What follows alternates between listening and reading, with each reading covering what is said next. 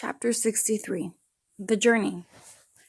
After months of separation, Roz and Brightbill, mother and son, were together again, and they had so much catching up to do.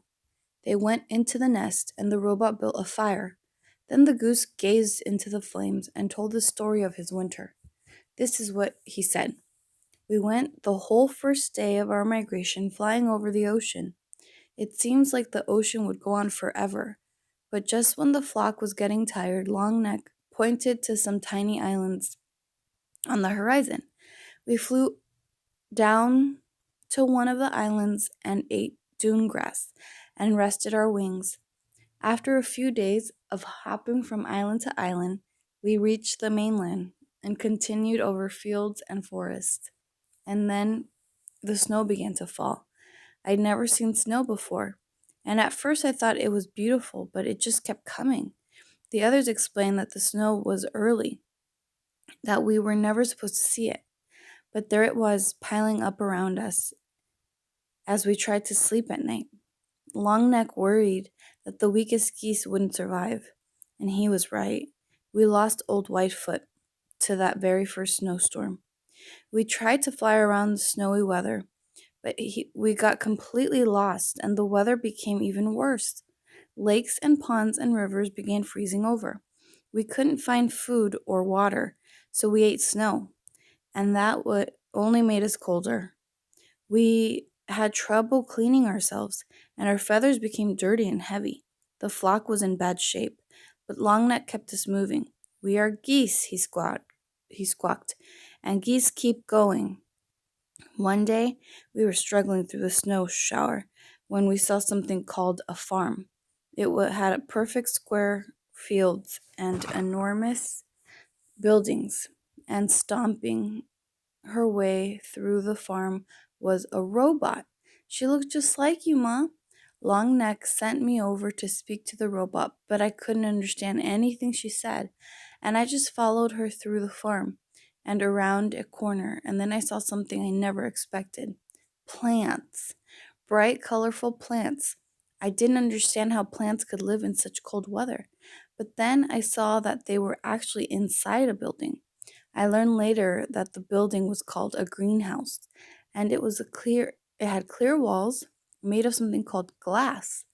The robot pressed a button on the wall, and a door slid open, and warm air came rushing out. I hadn't felt warmth in so long that I just had to follow her inside. Ma, it was like summer in there. The air was warm and sweet and sticky, and there were rows and rows of different plants.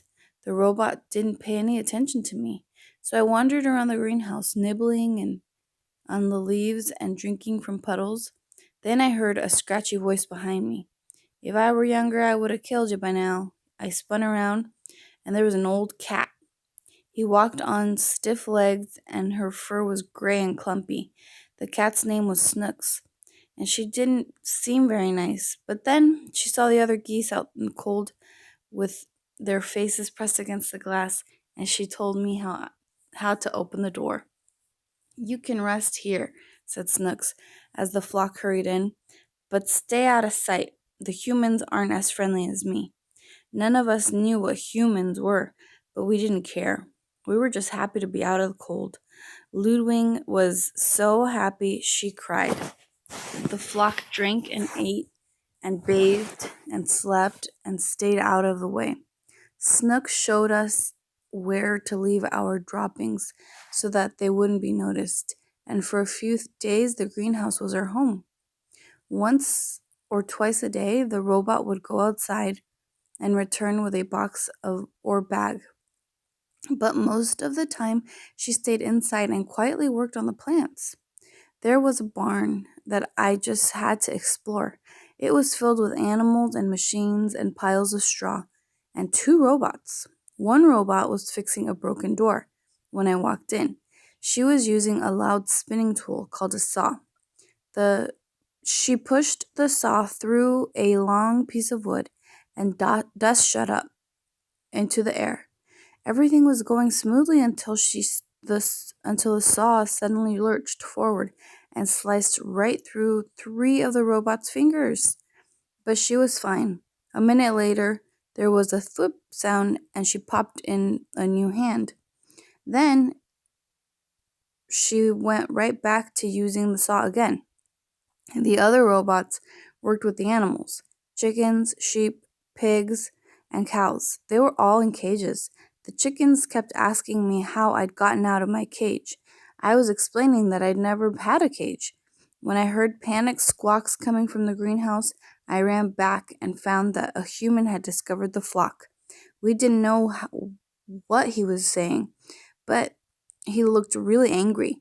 Longneck tried to defend us, but he got in front of and spread his wings and honked. But the human wasn't afraid. He pulled out a shiny stick and pointed it right at Longneck. Snooks hissed, "Look out! He's got a rifle!" Suddenly, a bright beam of light shot out of the rifle, and Longneck slumped to the floor. He was dead, Ma. The flock was so scared.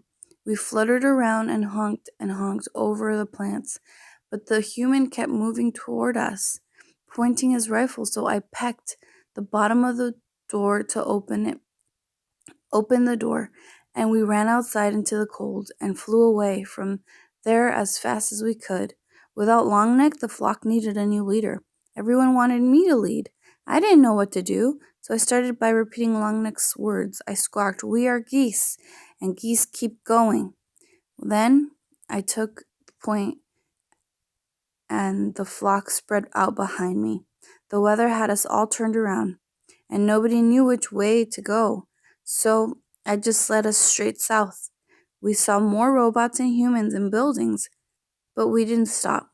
We knew we were way off course when we saw the ocean again. But at least it was a little warmer by the water, so I decided to follow the coastline for a while.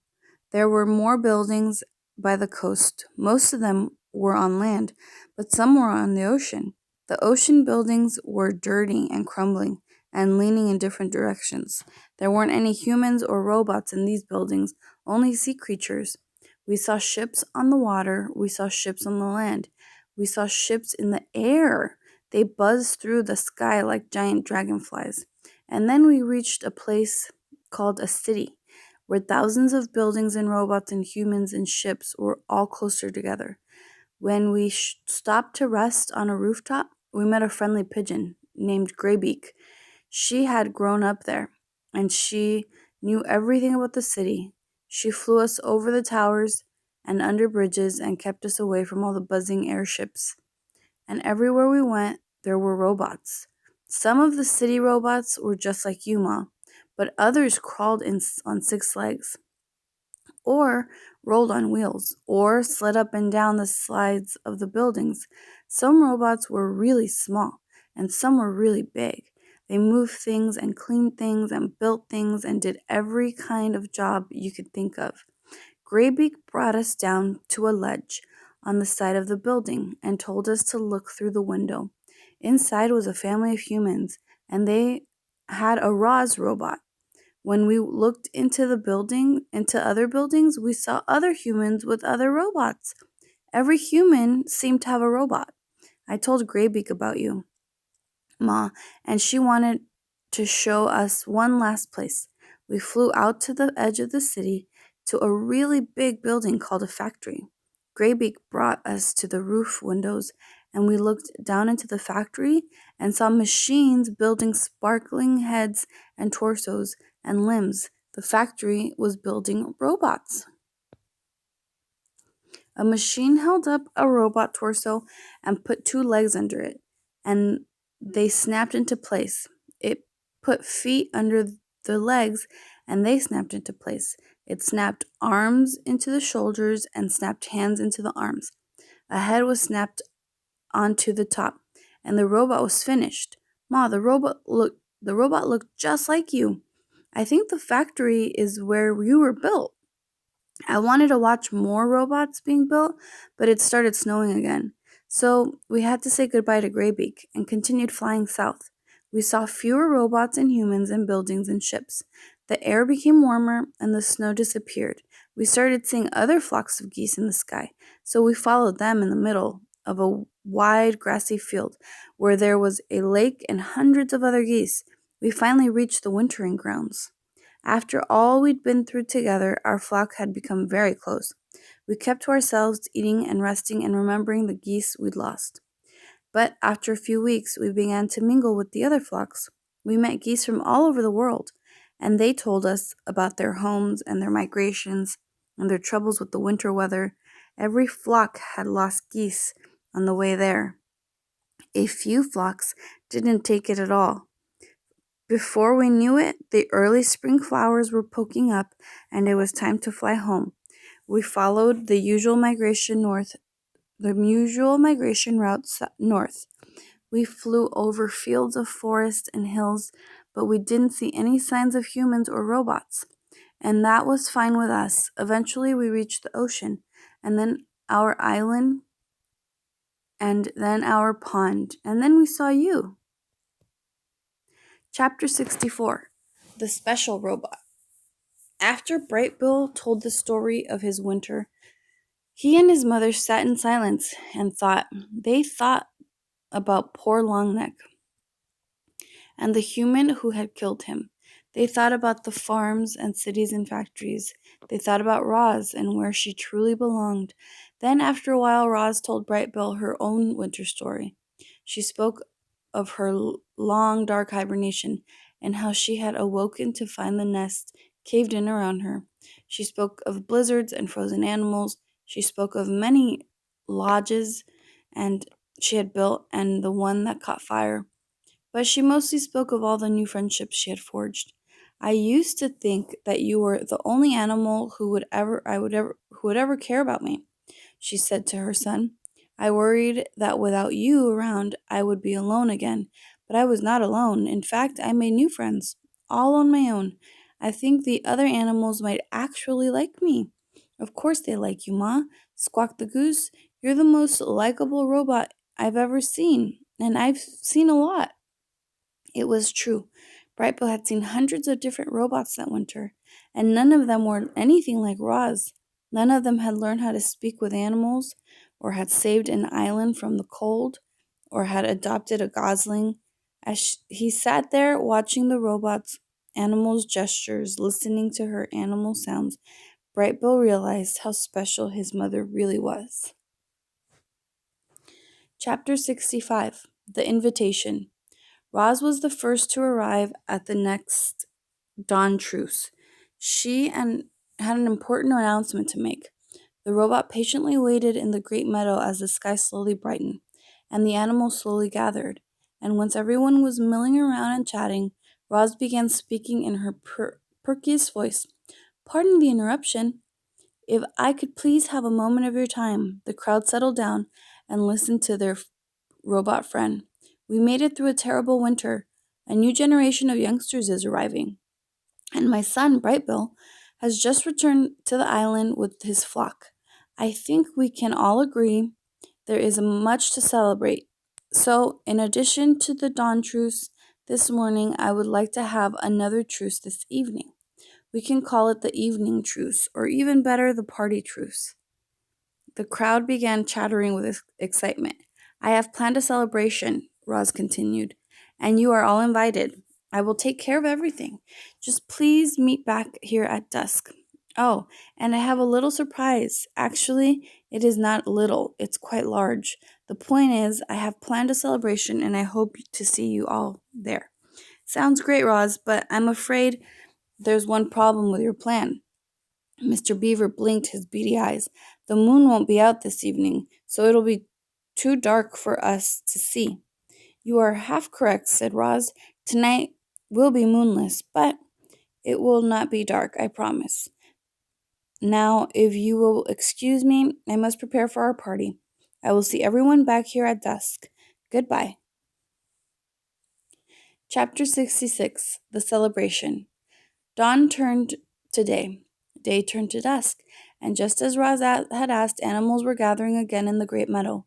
Word had spread across the island that the robot was throwing a party, and everyone wanted to see what all the fuss was about. The fuss seemed to be about a giant stack of wood. Roz had spent the day collecting logs and branches and stacking them in a perfect massive tower. The animals crowded around it, trying to imagine its purpose. And then they saw a golden light flickering in the distance.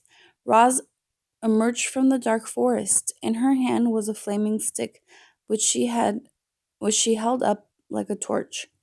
She was camouflaged in thick mud and clusters of flowers, but her camouflage wasn't for hiding, it was for her party dress.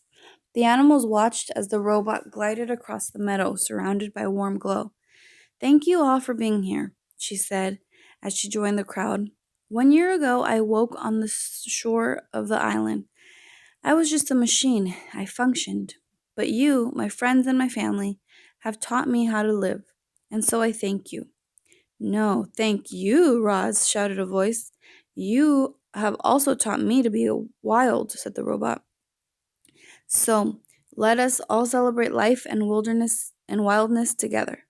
At those words, Roz heaved her torch high into the air. It soared up, up, up, and landed on the very top of the wooden tower.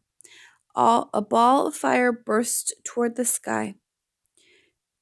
Then suddenly the meadow was bathed in firelight. Hundreds of shining eyes watched as bright flames crept down the side of the tower, and embers floated away on the breeze. The animals stepped toward the bonfire, eager to feel its warmth, and then stepped back, afraid of feeling too much. And soon everyone was moving. The deer started leaping, the fox started trotting, the snakes slithered, and insects buzzed, and the fish jumped up from the river. Brightbill led all the birds into the air, where they wheeled around the bonfire like a tornado of feathers. Roz sprang into a wild dance, her shaggy dress shaking and swishing with each movement. It was a wild party, and it took our robot to make it happen.